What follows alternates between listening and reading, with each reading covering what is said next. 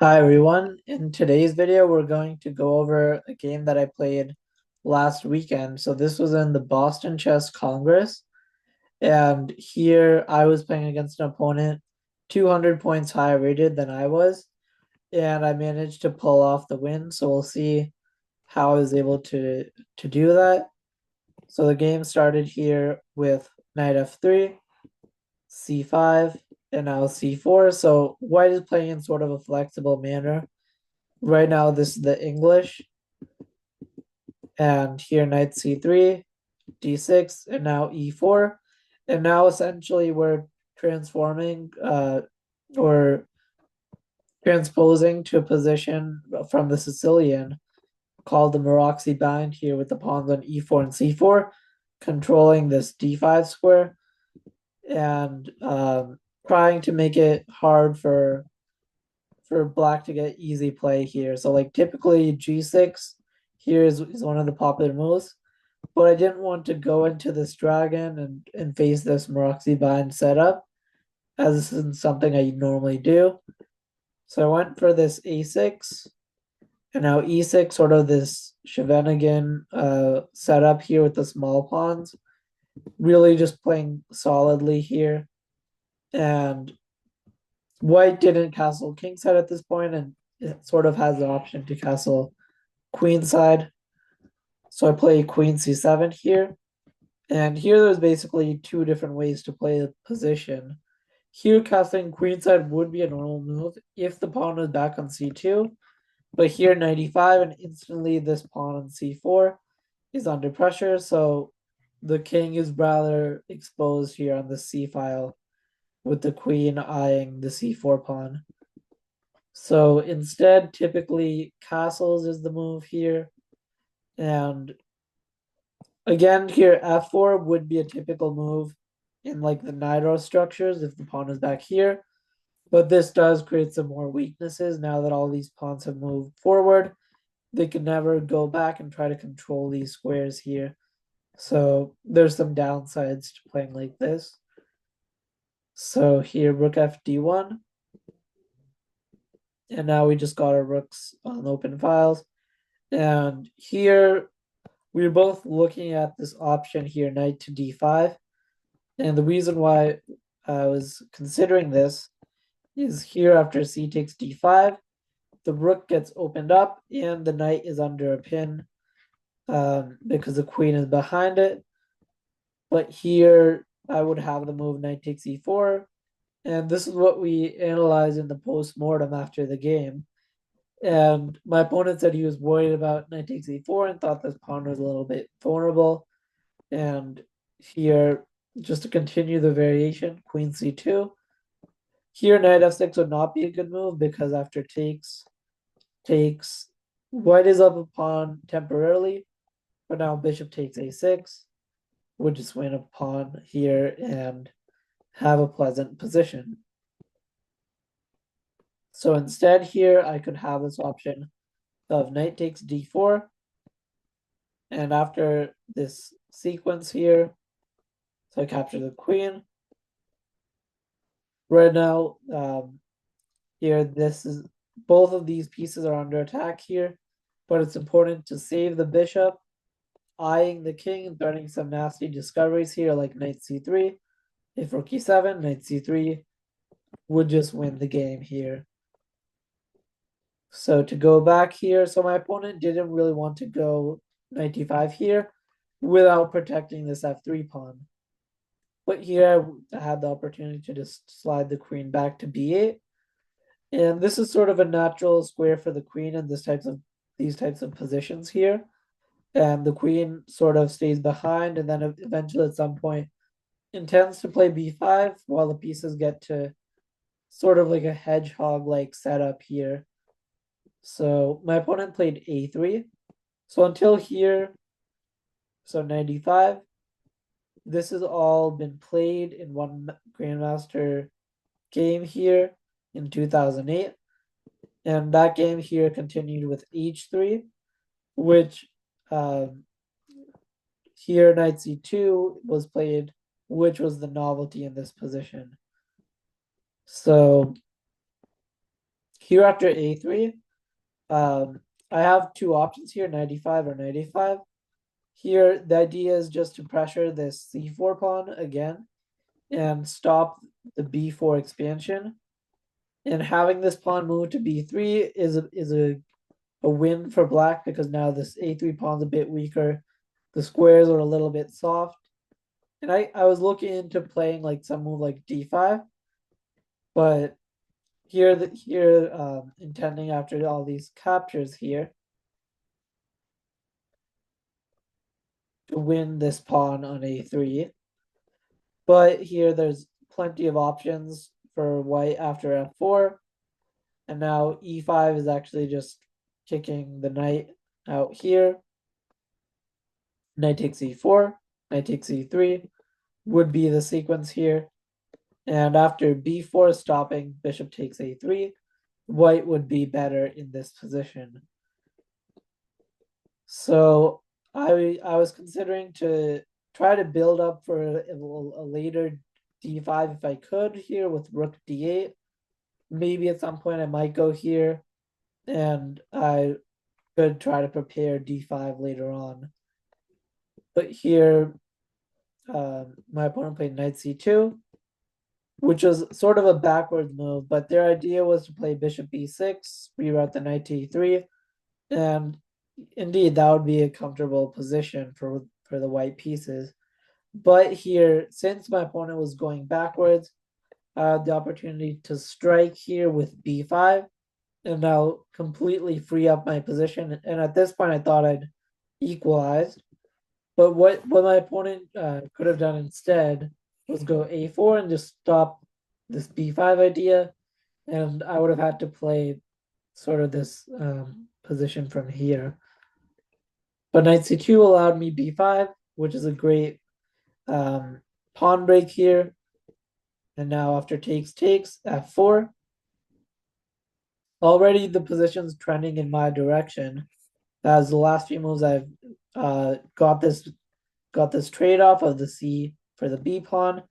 And now my pieces are really active here. My knight on g4 is going to capture this bishop here on e3.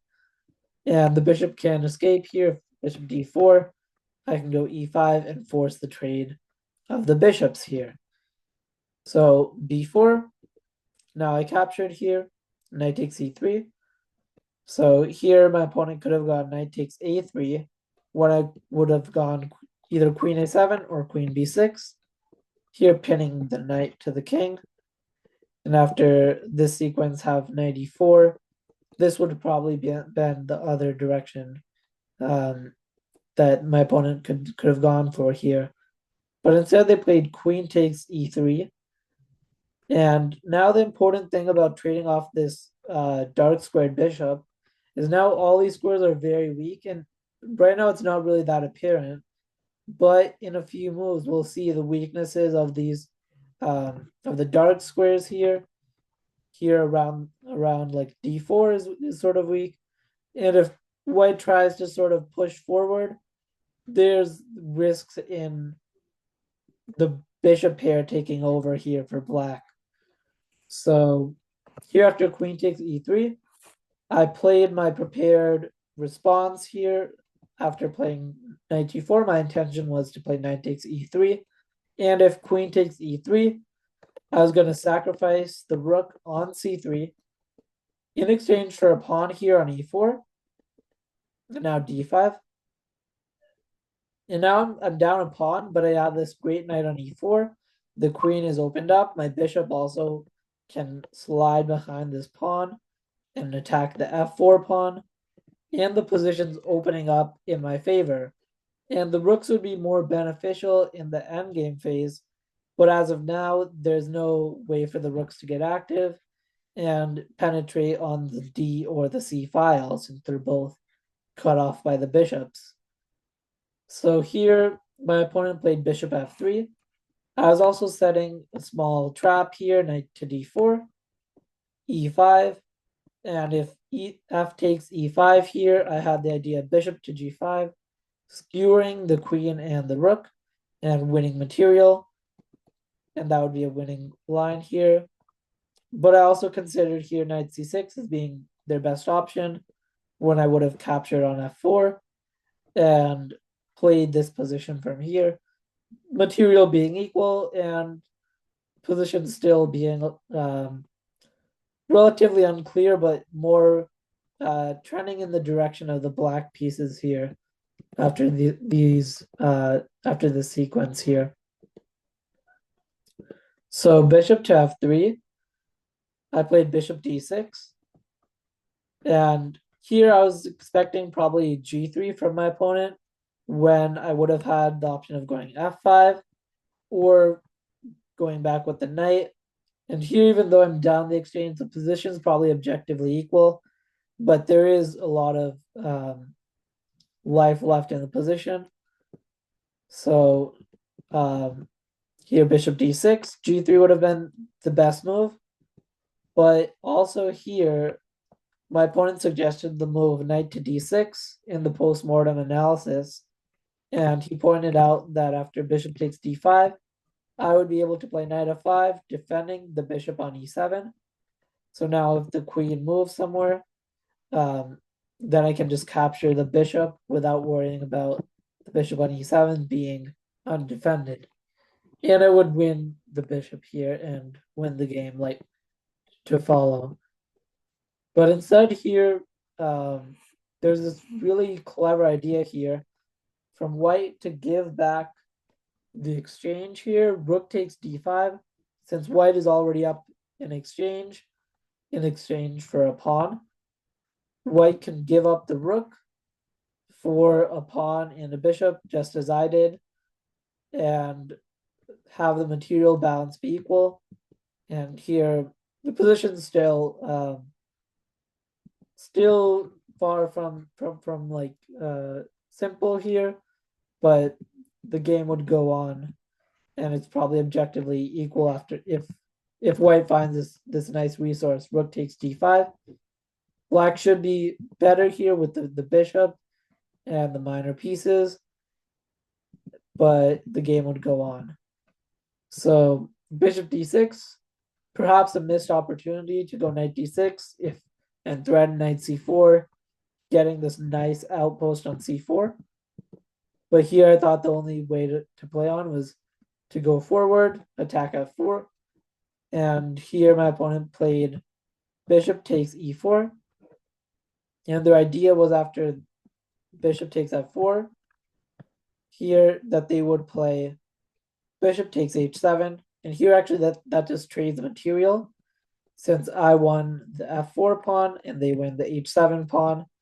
And now here after king takes h7, I have this double attack here on the pawn, and when the queen was out of the way, the rook is under attack from the skewer. So the only two moves are here queen d3 and queen h3. Queen h3 here would protect h2, and now the rook can move out of the way here. So now it's time to take stock of the position. So I have the bishop pair, and I have these two central pawns, which could later start mobilizing. And my queen could also get active here. So I have, these are my main pieces to work with. And white has 2 rooks and a knight and 4 pawns, while I have 5 pawns here. So I'm still down a pawn because of the exchange, but there's a lot of open lines which favors the bishop pair here. And here I use the move queen c7, and now they play knight to e1. But if knight to d4, I could go e5, opening up a discovery on the queen. And if white plays knight to f5, blocking this attack, I could go queen b6 and go queen e6 or queen f6 here and play g6 on the next move and win material. But instead here they played knight e1, which was not a move I expected. I also looked at rook b2 as the other way to defend this knight.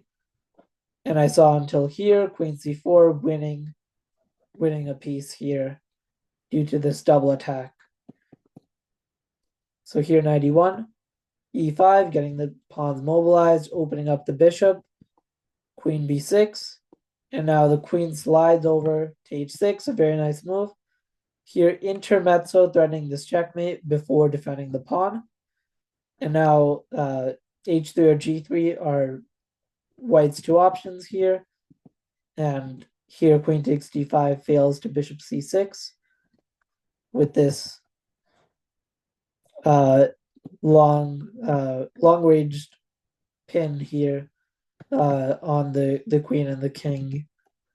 So h3 was the other option, which seemed pretty logical. But now I go bishop f5, get the bishop into the game. Bishop to e4, did just defend this pawn. Maybe even look at this cutting off the queen from the defense of the h3 pawn. So that was one of my ideas here.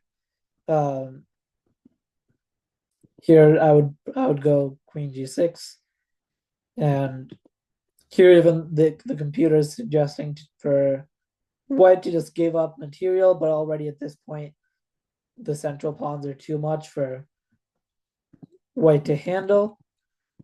But here knight f3, and now d4, a very strong move. Now I'm preparing bishop e3. I also have the option to march the pawn up the board if I want to. And here I was analyzing between the two options here of rook e1 and rook e2. So here after rook e1, my intention was to play bishop e3, cut off the queen from the defense of the knight, and threaten bishop f3 and queen takes h3, which would win the game. And after queen to d1, I was going to continue advancing this pawn, and this position is completely lost for white with the advanced d pawn, the bishops slicing the board here, and the queen being incredibly active here. So all the elements of the position are in favor of black here, despite white being up material. So rook e1 doesn't work. And rook e2 is the other move here. And that actually stops bishop e3. Because here rook takes e3. Here this sequence would allow white to win the rook, of course. But here I wouldn't play bishop e3, but I could just play bishop to d5 and skewer the queen and the rook. And here if the queen moves anywhere else here, so let's say queen c2, then I can just take on f3 and win the game. So here after d4, my opponent didn't play either of the two moves I was expecting, but instead they played e4, which is when I took another few minutes to think.